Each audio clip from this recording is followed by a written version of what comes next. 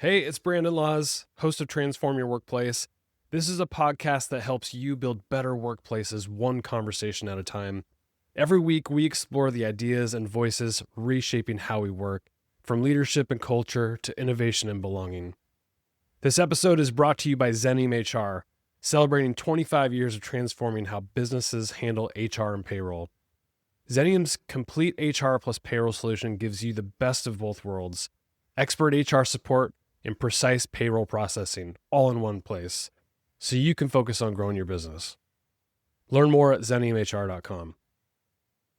All right, today I'm talking with Claude Silver, the Chief Heart Officer at VaynerX and author of Be Yourself at Work, the groundbreaking power of showing up, standing out, and leading from the heart. Claude has built her career on something we all crave, but rarely talk about at work: humanity. In this conversation, she shares what it really takes to lead from the heart, how to bring more authenticity into your workplace, and why humility, emotional bravery, and trust are the real building blocks of a strong culture. We also talk about the courage to pivot in your career, how to help your people see their potential, and why being yourself at work is a business advantage.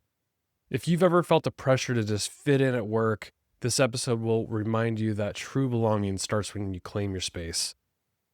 All right, let's dive in. Here's my conversation with Claude Silver.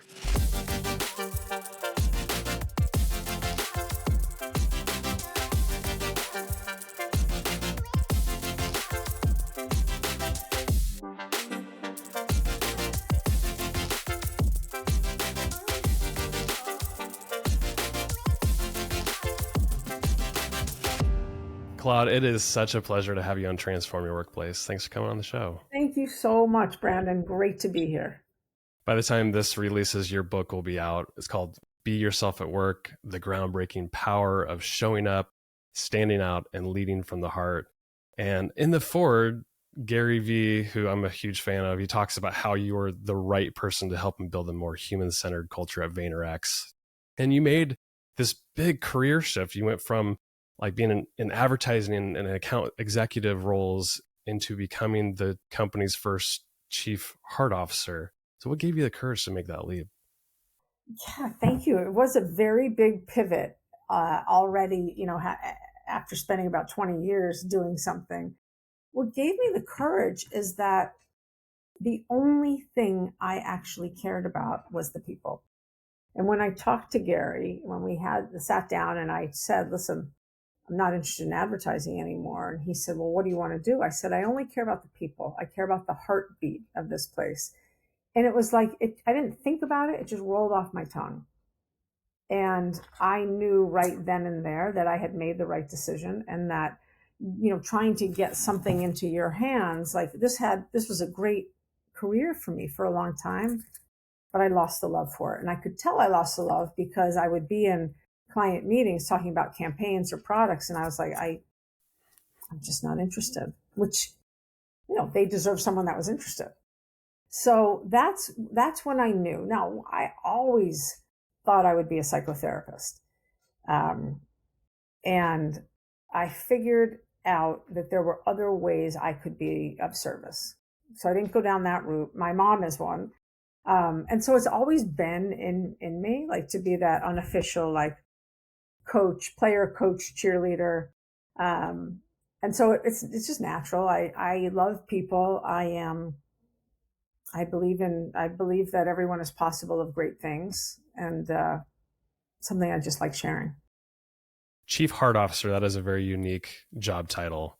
What does your day-to-day look like? Oh man, it can be everything from, I could be stacked with 15-minute meetings where I'm meeting with employees that have either reached out to me or I've reached out to them for a variety of reasons. I could be talking about our core competencies, talent planning, recruiting, what's going on in Singapore, what's going on in India.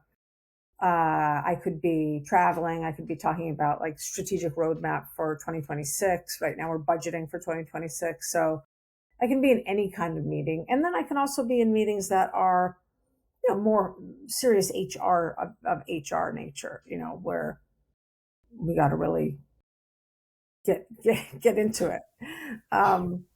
but I do a lot of coaching. My day is spent doing a lot of coaching, I would say, with high performance coaching, which I really enjoy.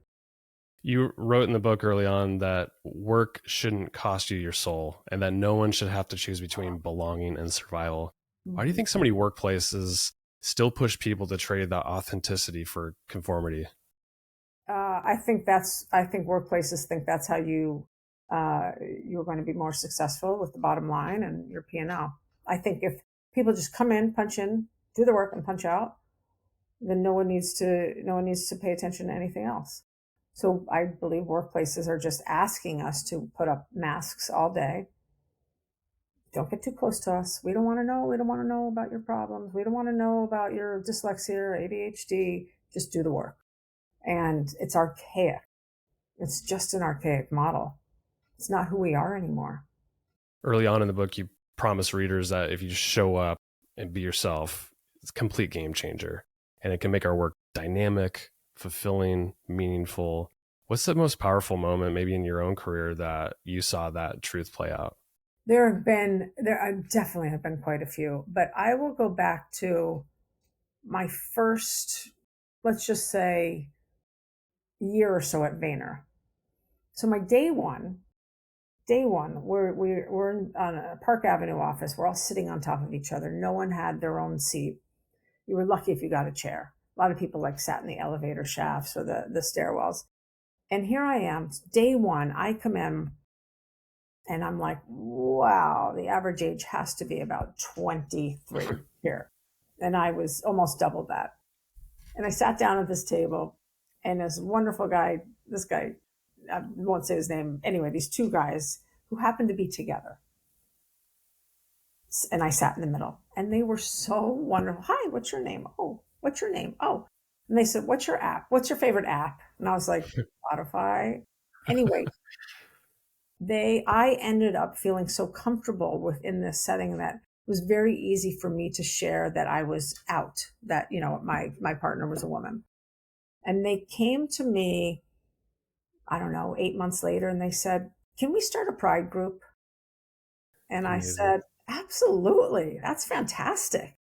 And that, I think, is big because the pride group is still thriving and it's awesome, and it's evolved quite a bit. So I think that was a real pivotal moment for me to be like, oh yeah, this is who I am.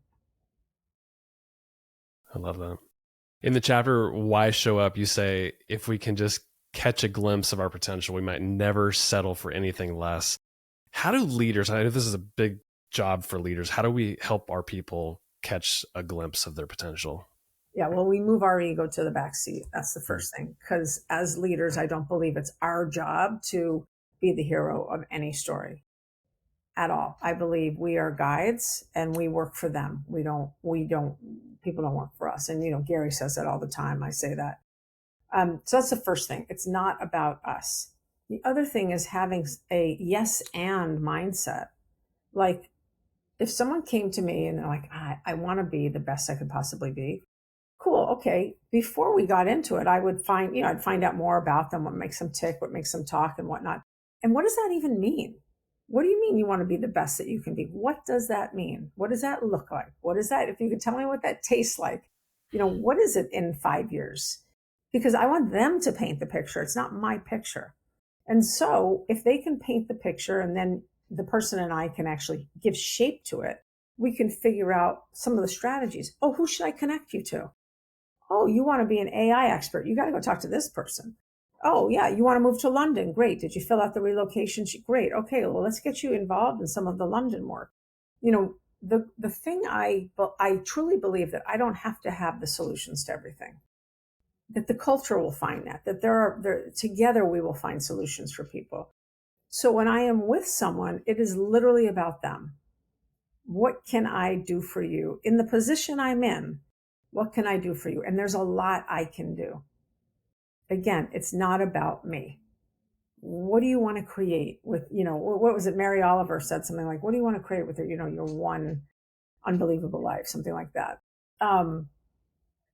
The other thing I will say is first and foremost, if someone came to me, I would be so happy because that means they're taking up space and they know that they deserve to be their best self, or they deserve at least to go on that journey.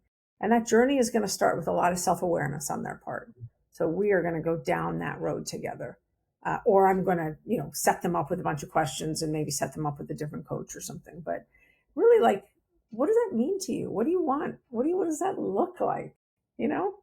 Those are probably some of the conversations you love having, right? You're talking about, you do a lot of coaching. This is probably Yeah, the look at my smile. highlight. Yeah. I love it. I love it. Just like I love when someone is really having a hard time and their performance is starting to tank or their vibe is starting to tank and whatnot. I really enjoy those conversations too, because let's figure out, like, that feeling didn't just happen here. You've had that feeling somewhere before. Where does that come from? And most of the time, if I'm very fortunate that I get to, create and hold space for people. They know it's very safe. There's a lot of psychological safety in what I provide, because I want to hear about them. They don't, I know my story. So it's actually, it fills me up so much. You highlight some of the payoffs of showing up as more visibility, connection, energy, and less about burnout and loneliness. Which of those benefits tends to surprise people most when they finally start showing up as themselves at work? Happiness and joy. Yeah. Oh, I like it here. This is fun. I want to come back. Oh, I met my best friends here. I met my boyfriend, my girlfriend here. Like, that's what happens. It's work is enjoyable. It's not a slog. Even in those moments where the shit could be hitting the fan, excuse my language, or, we have a pitch and we need to, stay up until 1 a.m. for the next 3 nights. Like, well, that's resilience. Mm-hmm. And if the team has formed well with all of the things I talk about, the psychological safety and making sure that people know they matter and they belong, the trust comes. And with trust, you can have a lot of resilience. You can build a lot. I know you have my back, and I have your back. That's what that is. Yeah, people are happy. They're like, whoa, I really like it here. And the opposite is that the risks of like not showing up as your true authentic self is, you highlight like reputation hits, team drama, regret. Which of these things like do you see play out the most in organizations when people don't show up as their authentic self? By the way, they'll bounce. I mean, that's Yeah. one of the things, is that they They'll go bounce, find something that where they feel like they belong. or they'll job skip. Mm-hmm. 2 years here, a year here, 18 months here, right? Because that will, it has to begin with yourself. You have to know, you have to at least be interested in finding out about what makes you you. And that's something that we put a lot of emphasis on at work. I will say one of the things that you see is people shrink. So someone could come in and we're stoked on them. We looked for them for 6 months. We finally found the right person to come in. They come in as a giant, and maybe they lose their voice for a number of reasons, and they didn't feel like they could go talk to, their manager. And so they just start to shrink. And I've seen that. And, I've been there too. And shrinking does no one any good. It really does a number on yourself, first and foremost. But then, hey, you're not the person that we hired. We hired you because of your energy and this and the curiosity and that. We didn't hire you because you weren't capable. So that's a big thing that you see is people shrink. They give up.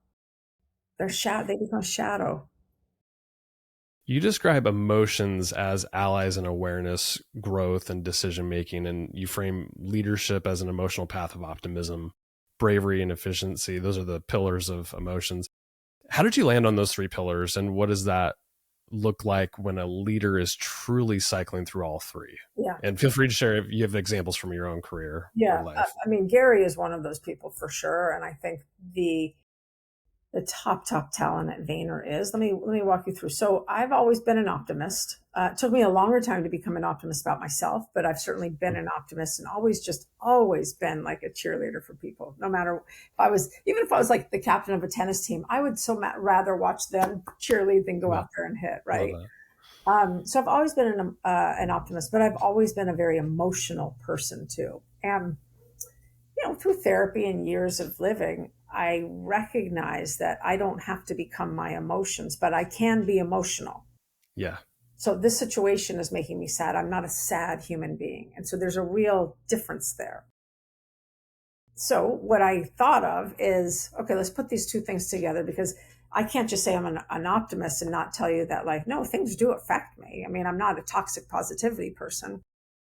And then I thought, okay, if emotional optimism for Claude means that I have the ability to get myself out of the situation, or I can go get help to get me out of a funk, right? So, gosh, I mean, I've had so many things, but I'll go through the whole gamut and then I'll come back. So, Yeah. emotional optimism is really you understanding that you have every right to change up the situation or to change your behavior, and the sun will shine tomorrow. It might not be shining. The sun might not be shining right now. You might be having a terrible experience, but it will get better. The bravery, emotional bravery, is knowing all of that and still taking action. Knowing all of that, knowing that it doesn't feel good right now, but you have to do something. You can't just hope and wish that the situation's going to get better because I think positively. I always say you have to go to the ball. Please don't wait for the ball to come to you. Like, go there. And if you take those steps individually, you will find that you cycle through that drama, that heaviness, that girth of emotion a lot faster. Because at some point you're like, oh yeah, I'm not sad. F that. That situation made me sad. Okay, I'm going to talk to my manager tomorrow. I'm going to take a step. I'm going to go talk to Gary. I'm going to go ask for a raise. The efficiency is it just speeds up. So you're not carrying all that weight on your back. And imagine that on a team. You already know me. You know where I'm from. You know my ticks, my talks. I already know you. We've been through the trenches together. So when I say something to you and I don't think before I speak and I say something that might have offended you, you know my intention isn't to offend you. And so you could say, ouch, that hurt. Or I could say, oh my God, Brandon, I'm so sorry. I'm tired. I'm so sorry that happened. And we can get through that quicker because we need to, because speed is the name of the game. So that's what it's really about. It's really like this flywheel that's happening once a day, once an hour, 12 times a minute. Like it's just us. And I wanted to codify it because I've been asked this question over and over and over. Like, well, how are you so optimistic? And like, what do you do with that? And then I share stories with them. Like, listen, I'm optimistic, but I've certainly fallen on my butt almost, a million times. I've just gotten up 1,000,001 times. So That's the bravery part, right? yeah, and it's like humanizing things and that is Mhm. what I think needs to happen in the workplace. More humanizing. And so when I say we need to bring humanity into the workplace, that's what I'm talking about. Just being real. Just being like, oh yeah, that hurts when I pinch myself. Not like, oh yeah, that's cool. Pinch myself all day. Right? Like, let's get real. That's what I'm talking about. Let's get real. What's so scary? I think for so many people, showing up would be a lot easier if we really truly understood who we were. And in the book, you highlight a really good exercise of figuring out like who are we, who are we truly based on all of our lived experiences. What's a good way to figure out who we are? What I call out in the book and something I've done. I'm not a journaler, but I went through kind of my life timeline of Hmm. like I went back and I was like, oh yeah, who was I at 5? Who was I at 13?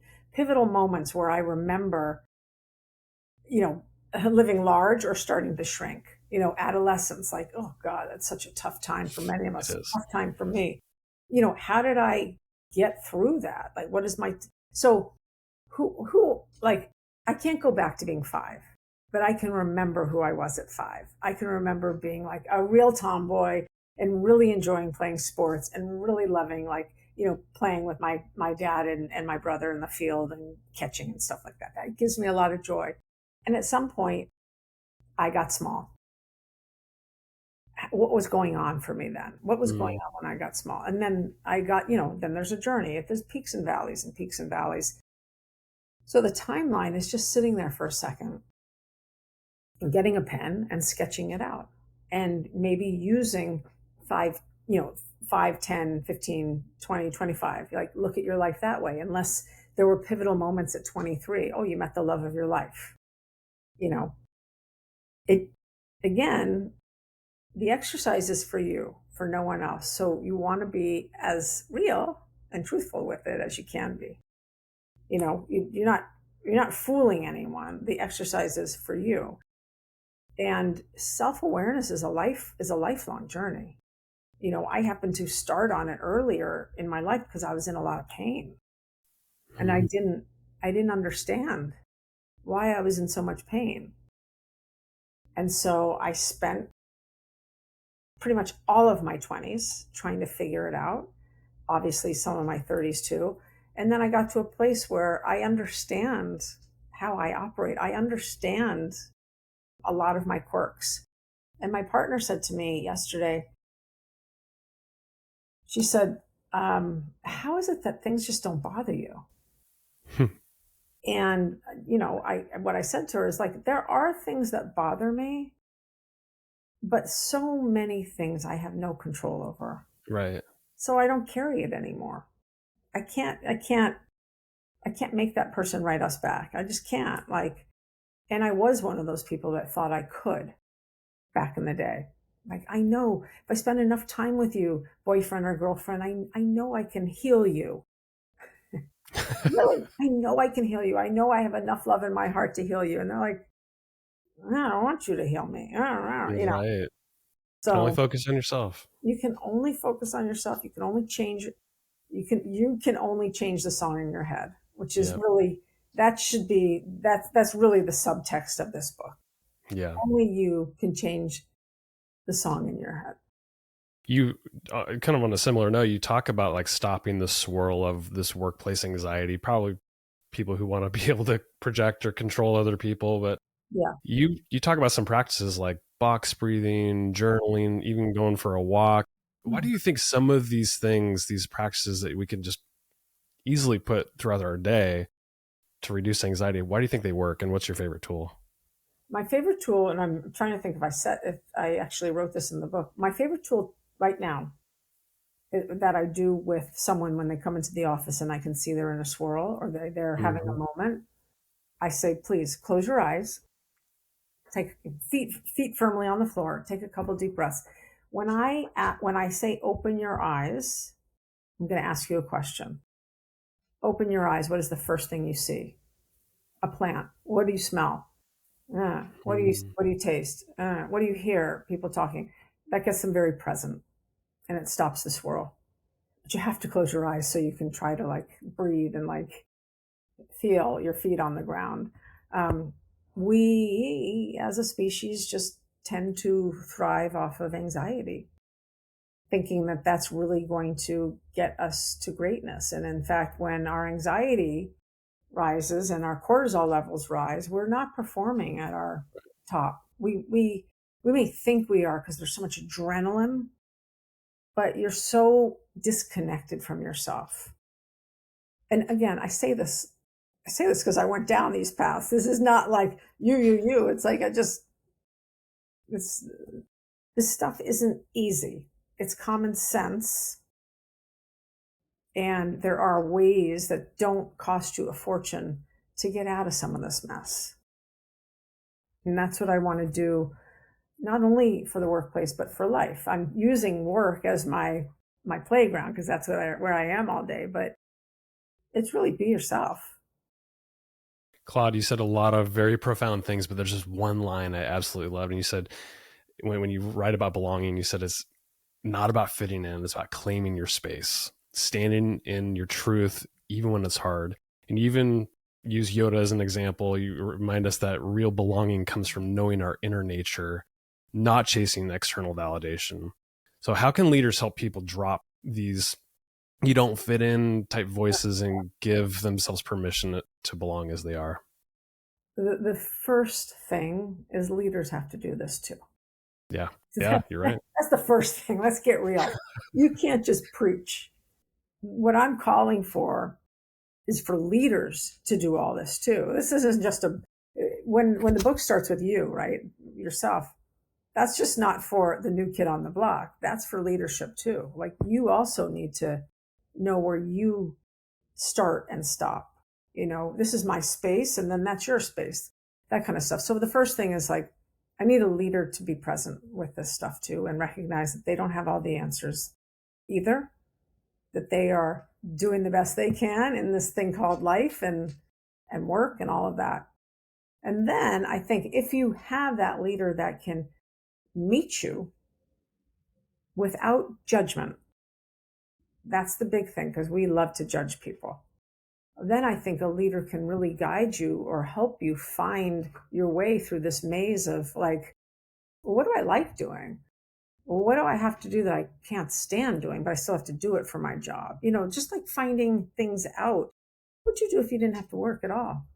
Oh, you'd work in an orphanage. That's telling. That's interesting. Okay, why would you work in an orphanage? Because you don't like to see people that have no roots. Okay, that's telling. Like you're getting to help put. I use a whiteboard a lot. You're getting to kind of like put their map up on a whiteboard so they can see kind of their magnificence too. So, but you have to be, as a leader, you have to take your ego out of the car.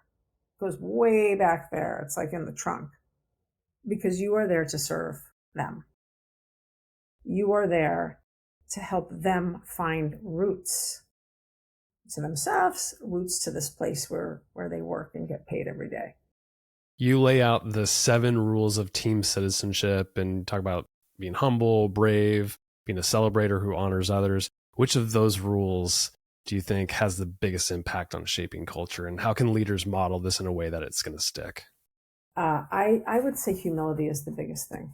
Even though it's number 2 on there, they're all number ones. But humility, which is what I was just talking about, knowing that it's just you don't know everything either, right? Check the ego at the door. Check the ego. No one needs to see it. So what? Really?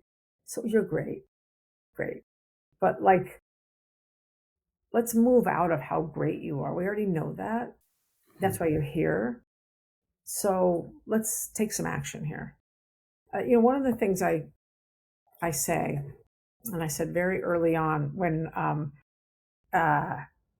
D-Rock followed me around for an entire day. And this videoing you. Yeah. This is when Gary was doing the Daily V. Yeah, right. Way back when. And out of the blue, someone asked me what I think leaders need to do. And it just rolled off my tongue, and I still believe it. People need people. People need people that listen and then do something. And as a leader, I take that very seriously. When you come to me, you are obviously coming to me so I can listen and I can hear you and I can validate or help reframe the situation. But you're most likely coming to me because you want me to do something. Connect you with someone, talk to your manager, help coach you, give you a hug. I mean, you most likely want some motion here because we all want to feel momentum. Me too. Yeah. So when we talk about how can leaders help others, and when I say humility, we all had job number 1. Every single one of us in the workforce had our first day of work. Could have been 50 years ago, could have been 10 years ago, but we all started on day 1 somewhere as that like, oh, okay, I'm here. Like the day I walked in, I was like, okay, wow, okay. About 20, average age about 23. Cool. All right. This is going to be fun. Claude, I love this line when you're talking about trust. You said, true trust isn't built on perfection. It's built on the willingness to be seen in our imperfections. Why do you think imperfection is such a powerful leadership tool when trying to build trust? Because people look to leaders as though they're perfect. Right. As though they have all the answers, everything in the world they can answer. And yes, we might be subject matter experts on certain things, but by no means do we know everything. We are imperfectly perfect. And what I'm saying in that sentence is get present. Leaders aren't no one is perfect. But if you are a leader, I would like you to be present with me. That is your responsibility. You are getting paid to see me, to be me, be with me, and to help grow and develop me. You write about how building trust means lowering our defenses, leaning into the discomfort, and responding with compassion instead of criticism, even when things get hard. And I love how you use Ted Lasso as an example of creating a culture where imperfect people can still be part of something big. Yeah. For leaders who want to build this same type of trust on their team, their culture, what's a practical step that they can start taking today? We've talked about a lot of them, but I mean, there's a reason that Ted Lasso had Believe up there. Believe, yeah. And there's a reason, because he believed in this team of misfits, and of underdogs, and he wanted them to believe in it. So sometimes you have to see something in order to take it in, and it becomes like actionable or belief system. So what I would say is the first thing is, or there's many things, but the humility and the leaning in, and the generosity of spirit, of your heart. But you have to have a lot of belief, and that could be blind faith. Hmm. You could call it optimism, but you have to believe. And if you don't at first, then try to figure out why, but what is something you can get behind. You shared how growing up you were a ball of emotions. I could totally relate to this. I was a very emotional child. Sometimes I didn't know how to, like, what's happening to me right now. So I relate to this. Like, but as you grew into an adult, I'm sure you realized that emotions, when harnessed the right way and put towards something intentional, it's a superpower. I believe that, at least. When did you realize that this is a superpower of yours? Hmm. I realized that in my 20s. Yeah, After I left I'd probably school. say the same thing. Yeah, yeah. I realized that after, I would say, a lot of hard knocks, and I really dove into like a lot of energy work in San Francisco. And I realized that my emotions were my superpower, my ability to feel and to feel others, or to rely on my intuition, is a superpower, as long as I don't mix it Right. with judgment and some bias here and there. If I keep it pure, then, you know, I'm good. Yeah. Oh, I've always felt like with being an emotional, it's so easy to connect with people and to show our imperfections and to relate. I think it's just so much easier than Yeah. those who don't have emotions. It's so much easier, because then you just don't carry that backpack anymore. Yeah. This is who I am. And you know, as my You either love daughter, me or you don't. yeah, my daughter says to me all the time, Mommy, you're so weird. And I'm like, I know, that's cool, right? Thank you. Well, Yeah. thanks. Yeah. What is collective vulnerability and how can leaders model this behavior in a way that gives team members permission to do the same? Well, collective vulnerability, I believe, is an agreement that you have on teams, or you have within your pod, that this is how we are going to show up. We are going to show up real. We are going to show up whether or not, I talk about the appreciation circle earlier in the book. What I didn't say is, I should say this, is I think it's fantastic when leaders get together and like share something that they're not great at. I really, really do. Because there's a lot that we learn about each other, and like, oh, that's why, if I shared with everyone like I'm dyslexic, they'd be like, oh, no wonder you keep on saying you need to see something rather than me. Mm, Right. So now I just cut to the chase, and I'm like, hey, I'm really visual. Can you show me what you're talking about? But if we can do that on it, let's just talk about on a team, it just lowers the bar. You don't have to like feel like, well, I don't climb Mount Everest every day, so maybe I stink. It's like, no, no, no, we're not talking about Mount Everest. We're talking about, getting up and not pressing snooze 12 times. We're talking about real basic things. And so it brings everyone down to a very similar playing field. obviously people have their own lived experience and their own emotional language. So people are, the way I express empathy and the way you express empathy is probably very similar, but it's not identical. Right. So that's what I mean. So your vulnerability is going to look different than my vulnerability. But if we have an agreement that this is how we are going to show up, that's what gets to the emotional efficiency also. Like, okay, so it's a collective decision almost that I just think creates trust, and it creates connection, and Yeah. obviously speed. It just takes a lot of the sting out of things. Mm-hmm. Claude, you wrote about how true heart-centered leadership is rooted in authenticity, kindness, clarity, and action.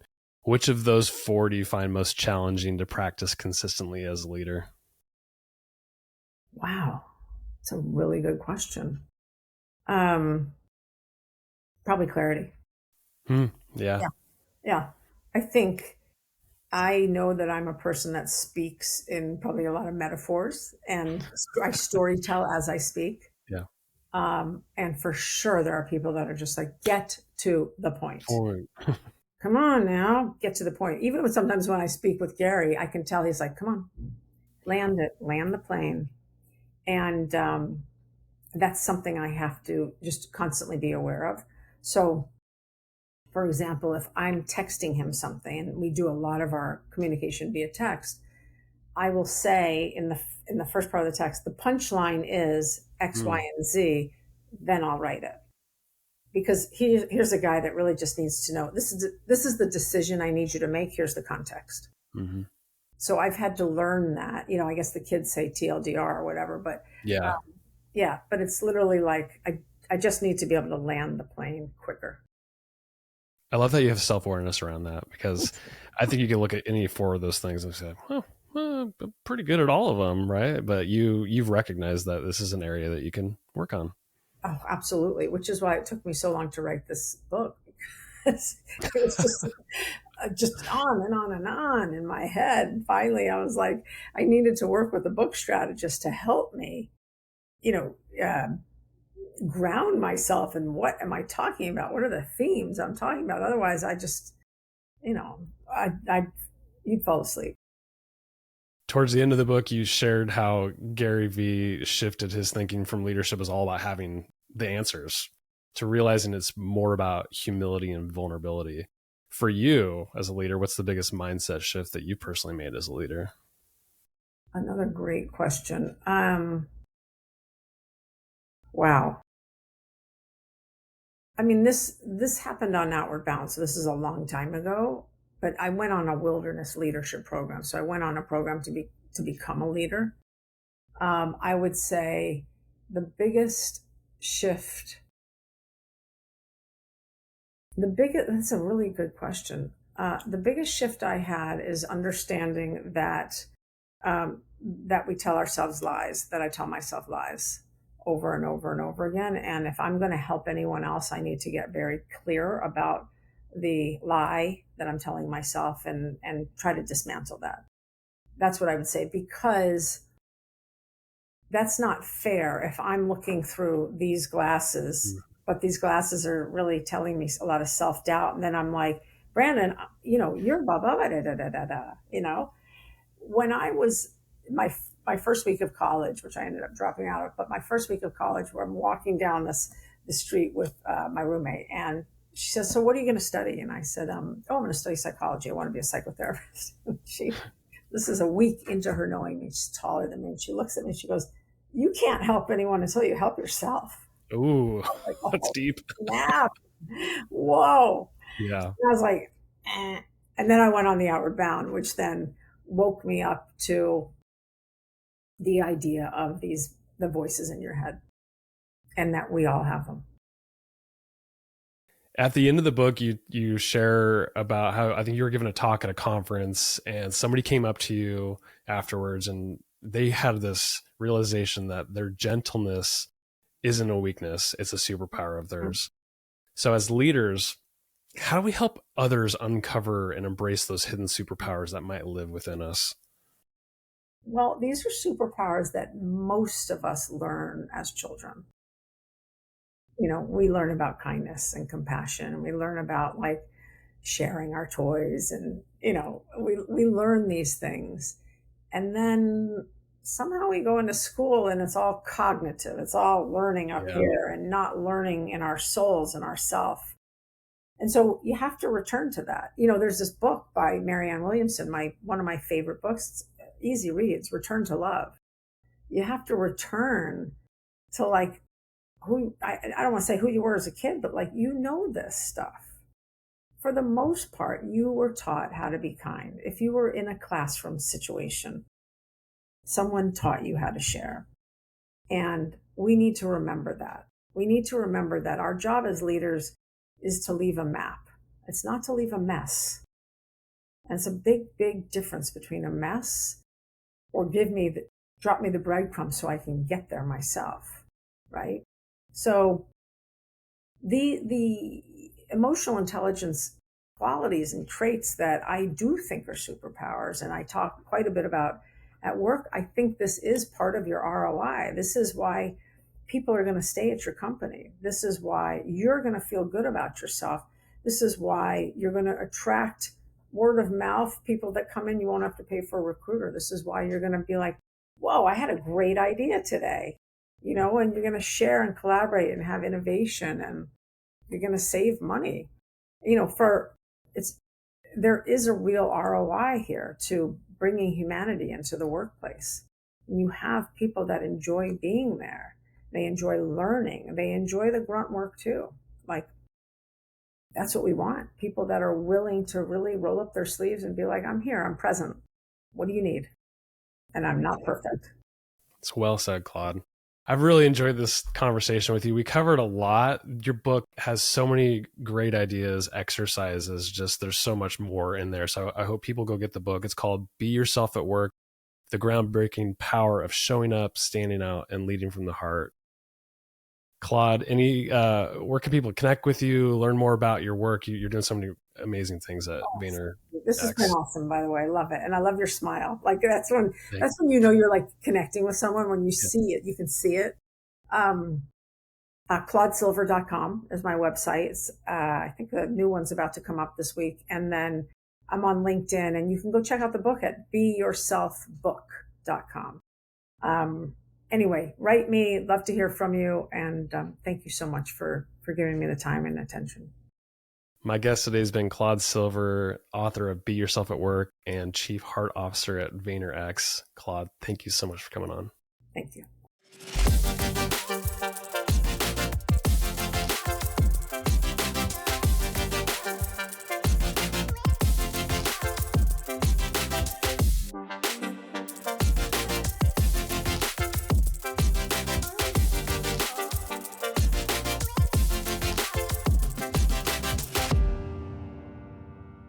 The views, thoughts, and opinions expressed are the guest's own and do not represent the views, thoughts, and opinions of Xenium HR or the host, Brandon Laws.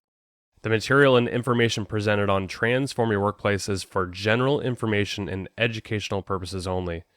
Xenium HR or the host, Brandon Laws, does not necessarily endorse any guest, their business, or any organization they represent. Discretion is advised. Please work with a trusted advisor to find a custom approach that fits your organization's needs.